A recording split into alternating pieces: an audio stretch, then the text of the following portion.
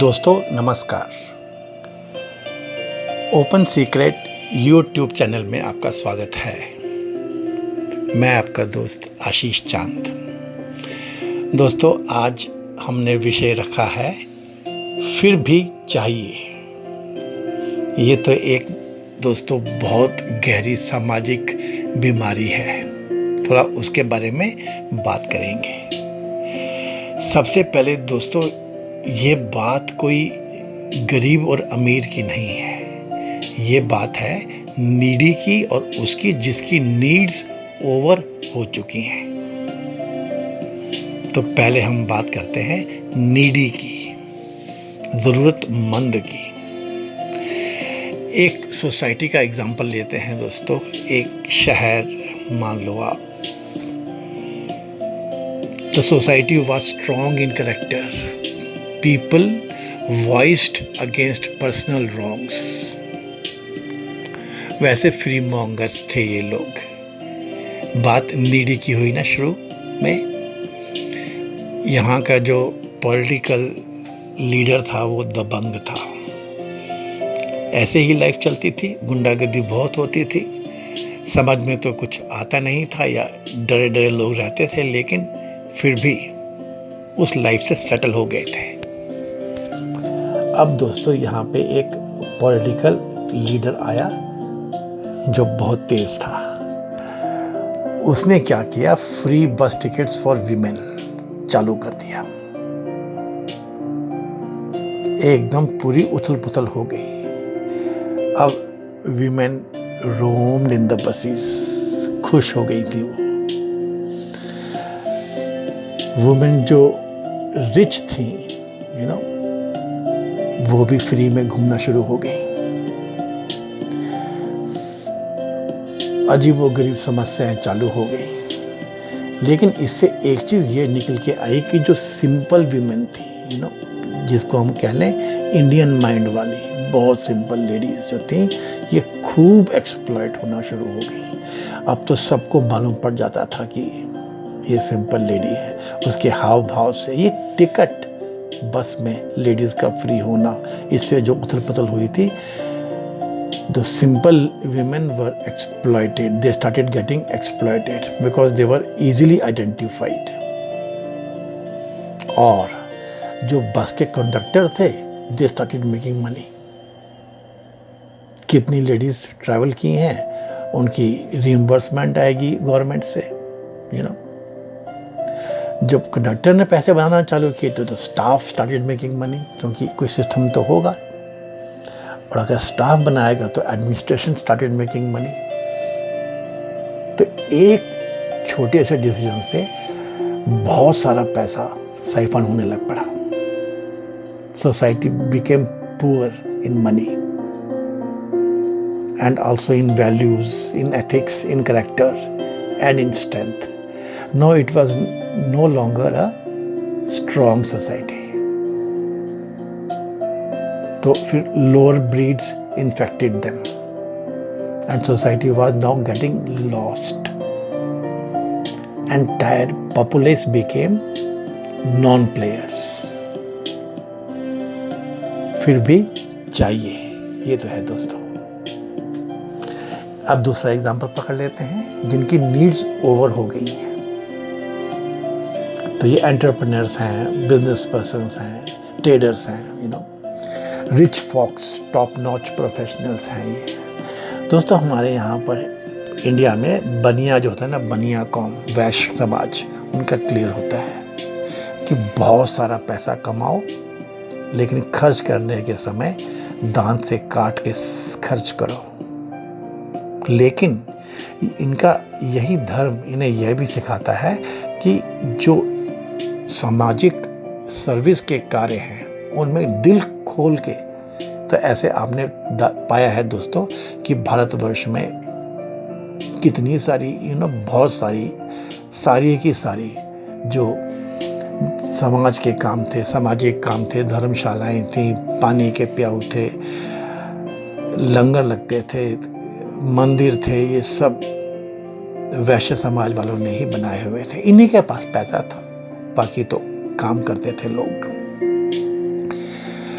लेकिन फिर धीरे धीरे क्या हुआ कि जब ये समाज बदल गया, जैसे मैंने बताया ऊपर, है ना, जब ये समझ में आ गया कि अब कोई भी सर्विस जो है, सेवा जो है, ये धर्म नीत नहीं रही, तो बनियों ने इसमें से विड्रॉ कर लिया।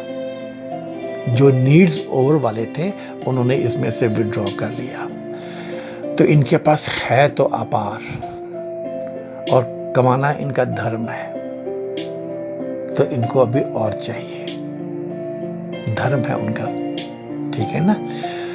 तो इन कारणों से ये बन तो गए नॉन प्लेयर, लेकिन इनको चाहिए तो जरूर है, फिर भी चाहिए।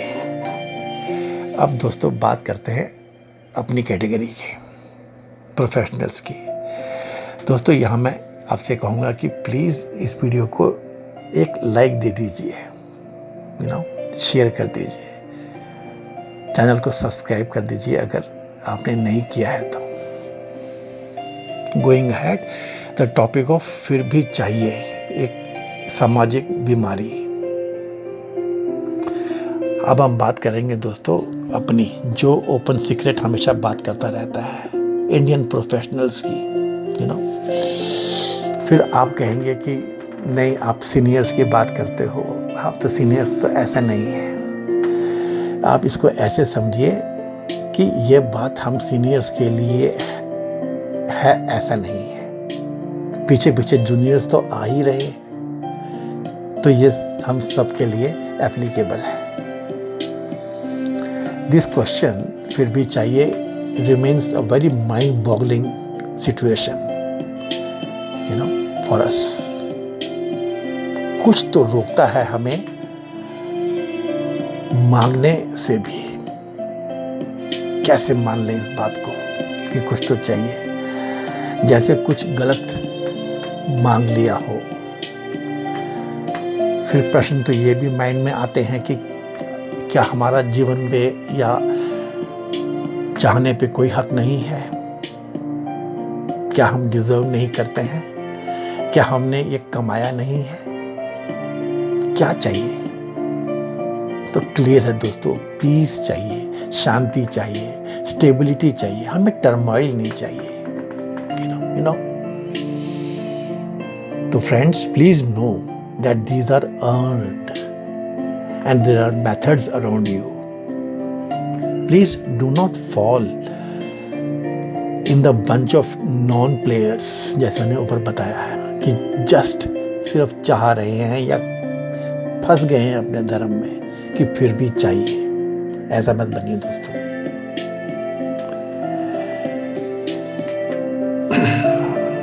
हम सोचते हैं कि हम अपनी जिंदगियां जी रहे हैं, but we never live our own life. We always live others' lives. ऐसा हमने अपने आप को बना लिया। इवन एडल्ट होने के बाद भी अपने दोस्तों की ज़िंदगी जी रहे हैं, अपने सो कॉल्ड जो हमने आइकन्स चूज़ कर लिए हैं उनकी ज़िंदगियां जी रहे हैं, अपने रिलेटिव्स फैमिली की ज़िंदगियां जी रहे हैं, और तो और अपने एनिमीज़ की ज़िंदगी जी रहे हैं। हम लोग जाने कितनी तरह से उनको कॉपी करते हैं हम। और जब हम इतनी सारी ज़िंदगी जी रहे होते हैं तो हमारी ज़िंदगी में शांति नहीं रहती। रहता क्या है? चिंता, depression. God alone knows what all lives we have taken on us. The day we will live our own life, we will be relieved of these pains. Peace will be our domain. Then living will be peaceful for us. तब क्या होगा? किसी से मिलोगे आप, किसी से बिछड़ोगे आप, अपना काम करोगे, ये सब शांतिमय होगा। आपकी जिंदगी आनंदमय होगी। अगर आप अकेले रह पाए, अकेले रहना सीख लें, तो आपको फिर ये बर्डन से निकल जाओगे। रिस्पॉन्सिबिलिटी ऑफ अदर्स, आप रिस्पॉन्सिबिलिटी कैरी करोगे लेकिन उसका बर्डन नहीं कैरी करोगे। As an awakened person, at some time you realize that you did not live your life but you wasted it. So friends, do not waste this precious gift of God called life.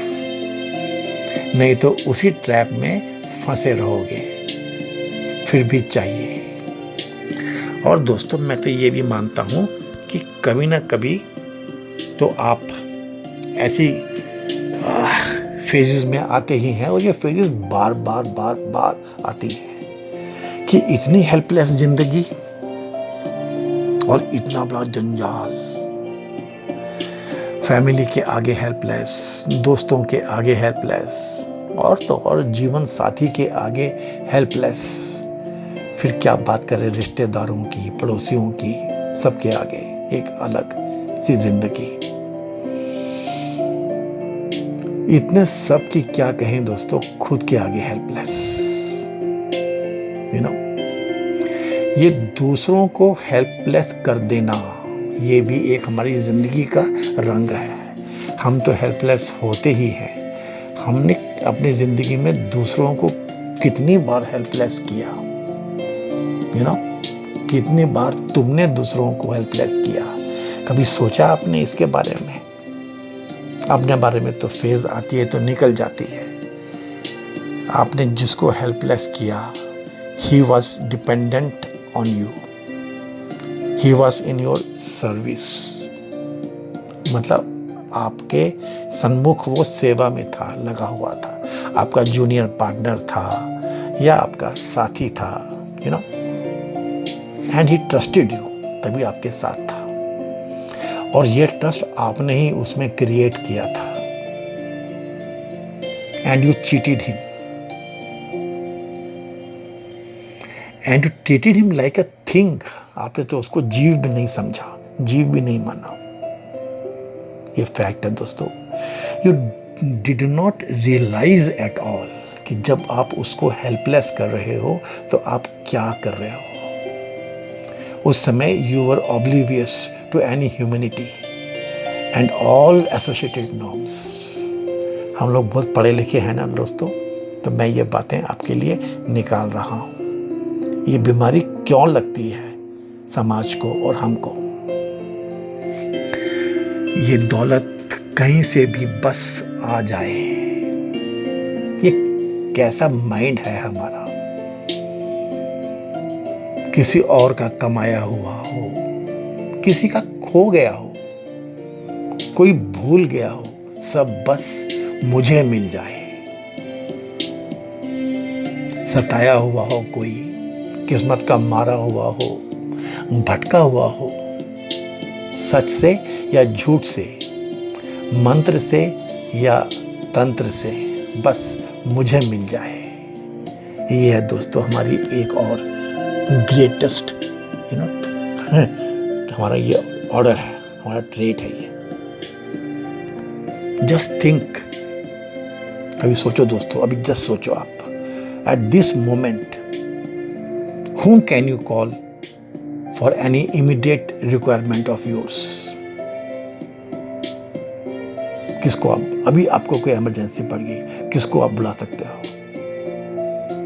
Whom can you depend upon for any work of yours? कौन ऐसा है जो आपका burden share करेगा? आपने उसे बेवकूफ़ बना के करा रहे हो, वो नहीं, आपका मन भी गवाही दे कि नहीं वो करेगा, उसका काम है ये, मैंने निभाया है उससे। Leave this aspect, think at this moment whom you can help freely। कोई आ जाए तो फिर मैं अपना दिल खोल के कर दूंगा उसके लिए, यू नो। सोचो दोस्तों, if somebody known or unknown approaches you this moment for help, will you be in a condition to render that help? दोस्तों, इनके उत्तर ढूंढना जरूरी है।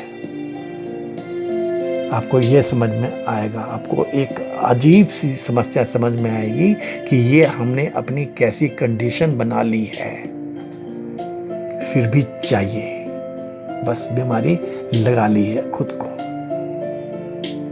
You know.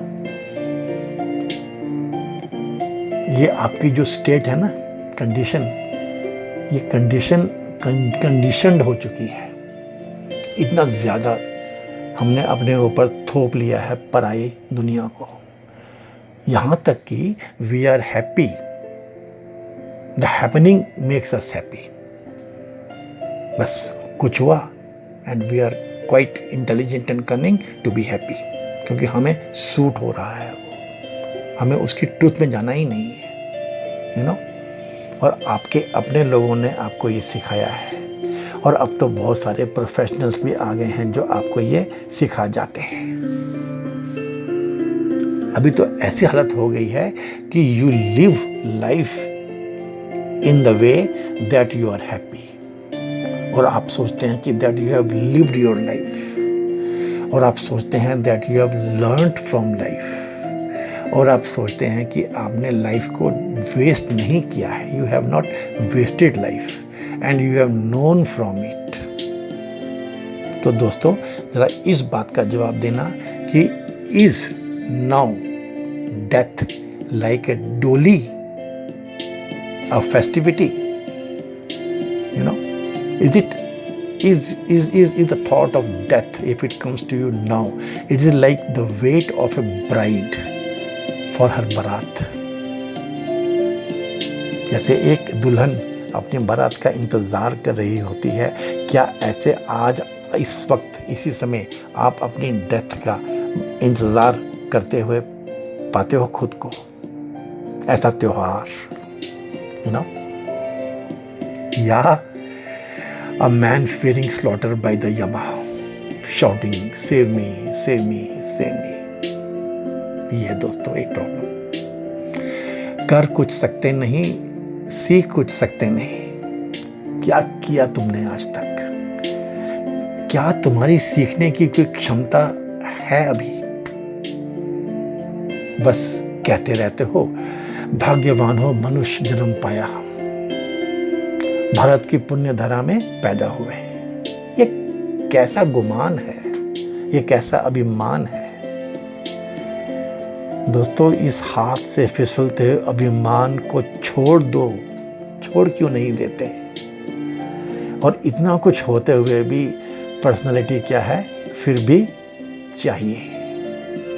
ये है दोस्तों एक बृहद समस्या।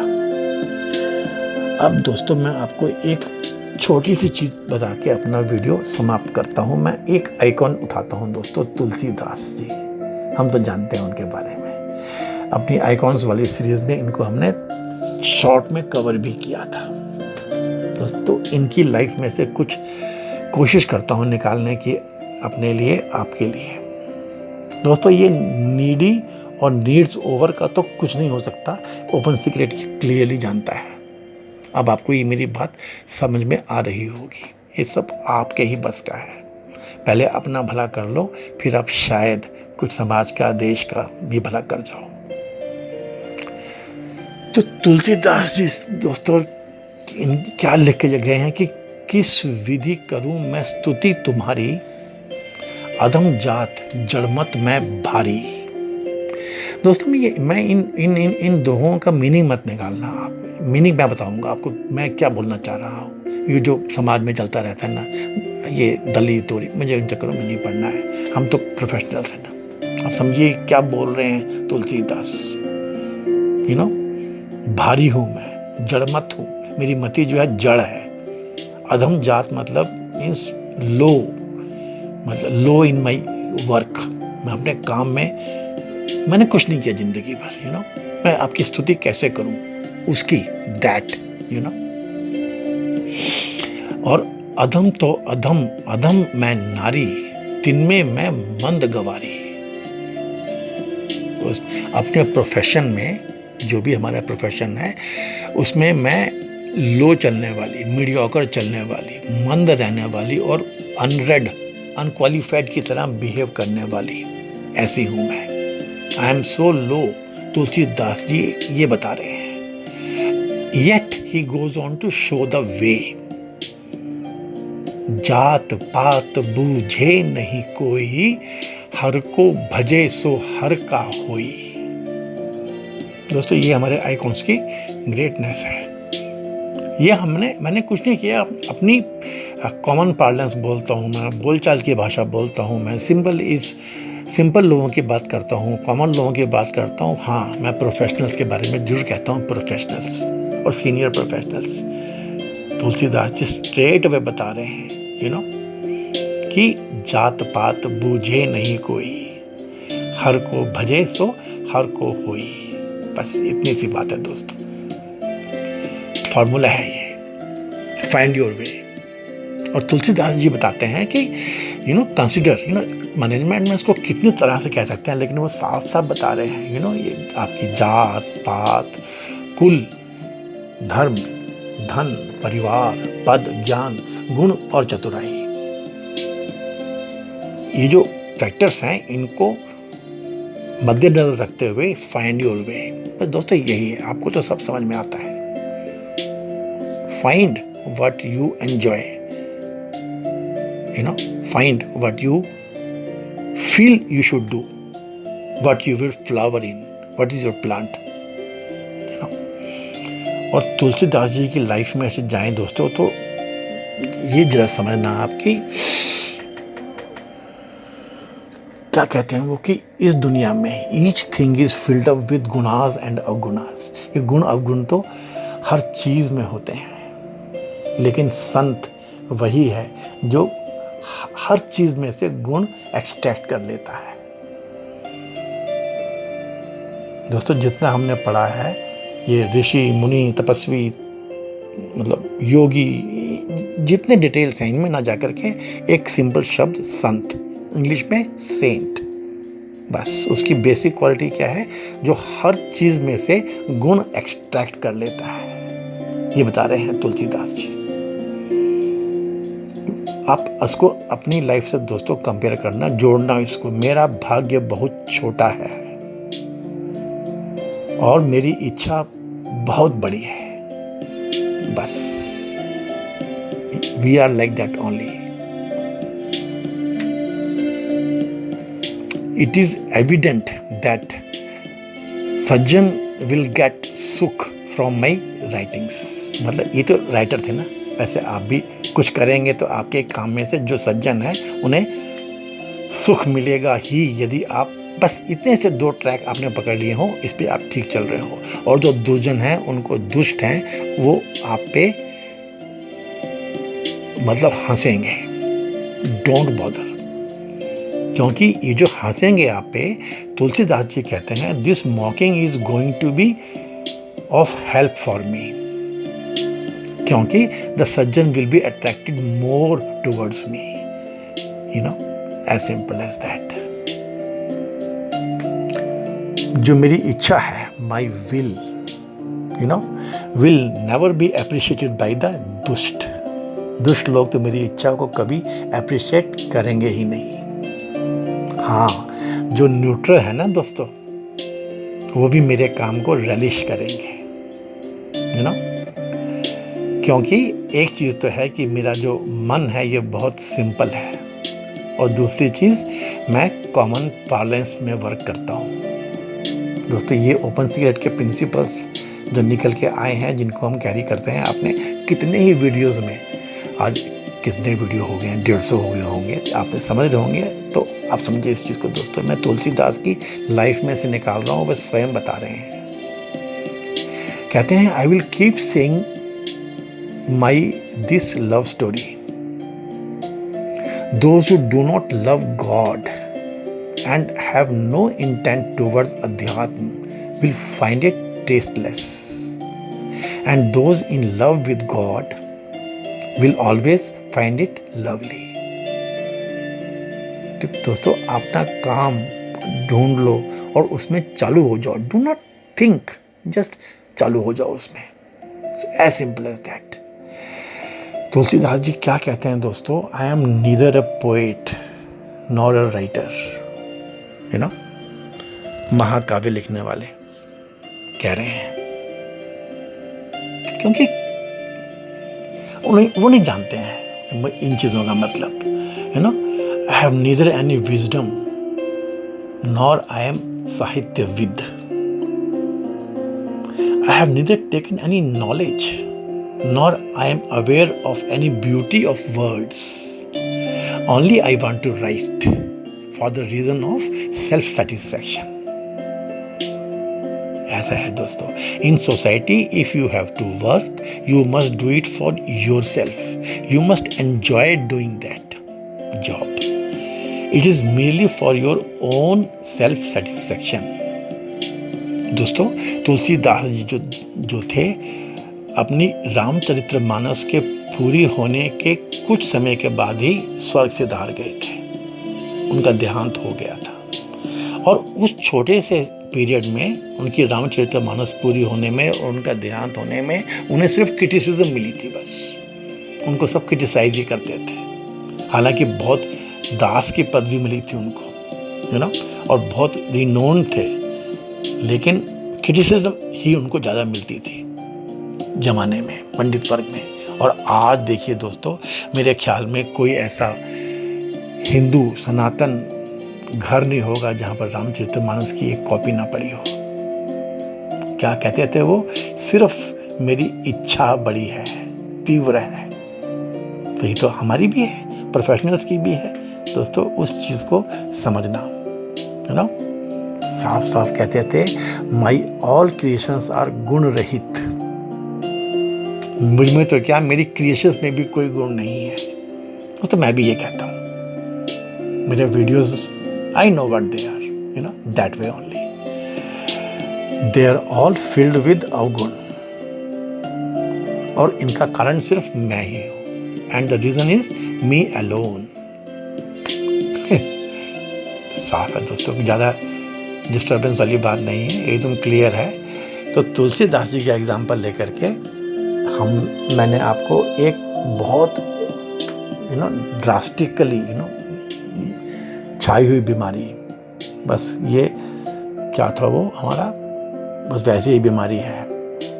अभी जो आया था ये कोरोना, कोविड, ये ऐसी बीमारी छाई हुई है कि फिर भी चाहिए.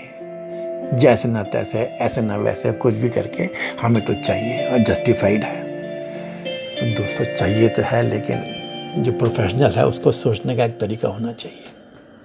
ये मैंने बताने की कोशिश की है. आशा करता हूँ आपको इस वीडियो के कंटेंट्स अच्छे लगे होंगे, ठीक लगे होंगे.